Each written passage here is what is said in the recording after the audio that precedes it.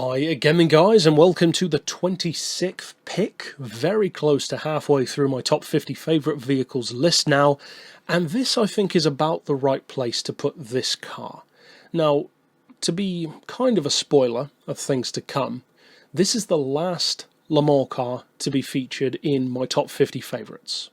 If you're talking strict, actual Le Mans cars, that is. There are some others which are higher, which are spawned from the Le Mans homologation specials.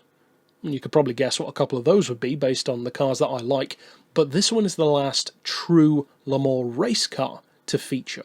And this is my favourite Le Mans car ever.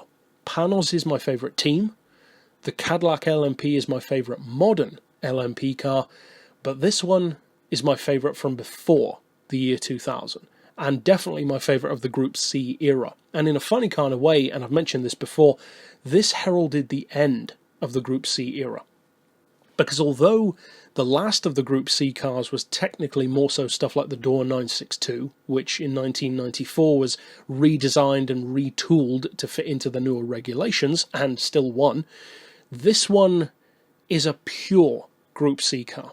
The R92CP from Nissan. I was first introduced to this car thanks to the Gran Turismo franchise in Gran Turismo 4, as the Callaway from the last episode was as well, and I didn't initially like it that much, because I already didn't really like the R390, and this one to me just looked like a bigger, older, uglier version of the same thing. Now to think of that now is kind of funny, because I don't think it's an ugly car at all. I think it's a fantastic looking machine. I think it has one of the best looking long tails in the business, and it manages to look almost like Japan's equivalent to the Porsche 962, which in some ways it kind of is. But this car goes way beyond being just the last of the Group Cs, if you want to look at it that way. Because this is one of those occasions where the car goes out with a bang, because this car boasted incredible speed. At Fuji Raceway, it hit 249 miles per hour, which is one of the quickest top speeds of any Group C car ever. There are very few that can go faster than that. I believe there was a Peugeot that hit like 254. The Sauber C9 from Mercedes hit 253. So there are very few that can really go higher than that.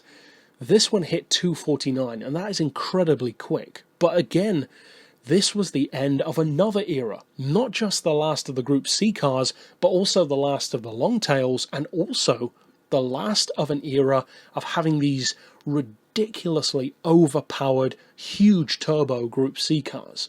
Now, of course, that's Group C in a nutshell, but many of them didn't have insane power. Some of them were actually quite restrained, and went more for handling rather than power.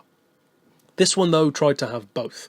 And it did a pretty good job of it, at least as far as Gran Turismo tells you, and the R91 in Forza as well is a great example.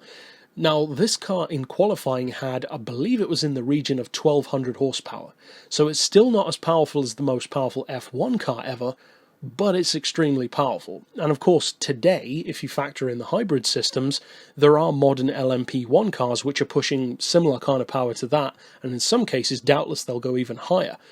But you have to bear in mind, that's a hybrid. That's in effect like two engines working together, the EV side of things and the petrol or diesel side.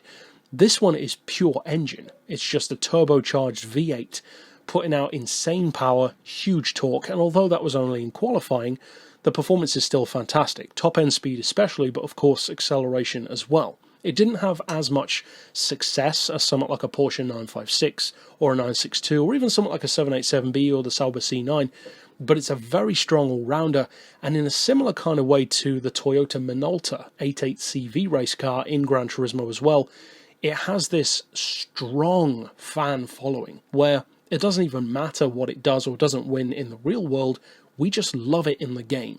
For me, the combination of all of those things put together, the relatively simple livery but great choice of colours also, just tops it off for me. Great looking car, incredible performance, and the car which really heralded the end of so many eras at the same time. The last of the long tails, the last of the Group Cs, and the last of the crazy turbos. I love it for all of those things put together, and it certainly deserves to be at just above the halfway point in the series. But that's it for this pick overall. Of course, I'll see you guys next time, and for now, as always, thanks for watching.